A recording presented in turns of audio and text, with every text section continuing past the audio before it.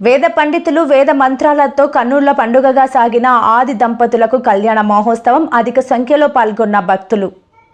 Doctor BR Ambedkar Konaseema జిల్లా కొత్తపేట నియోజకవర్గ పరిధిలోని ఆలమూరు మండలం సందిపూడి గ్రామంలో వించేసి ఉన్న పార్వతీ రామలింగేశ్వర స్వామి ఆలయ అర్చకులు విలపర్తి రామూర్తి శర్మ సమక్షంలో రావులపాలెం కనకదుర్గ ఆలయ అర్చకులు పూజ్యం గణేష్ శివాచార్య వేద మంత్రోచ్చారణతో పార్వతీ రామలింగేశ్వర స్వామి వారి దివ్య కళ్యాణ మహోత్సవం అంగరంగ వైభవంగా కళ్యాణ మహోత్సవాన్ని జరిపించారు.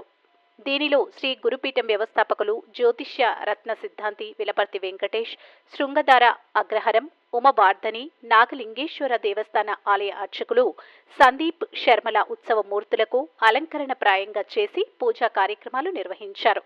భక్తులతో ఆలయమంతా శివనామ స్మరణతో మారుమోగిపోయింది. ఈ కళ్యాణ మహోత్సవంలో గ్రామ పెద్దలు, యువకులు, మహిళలు పెద్ద ఎత్తున పాల్గొని వస్త్రాలు, ధనంను స్వామివారికి సమర్పించారు. అనంతరం భక్తులు స్వామి తీర్థ ప్రసాదాలు స్వీకరించారు.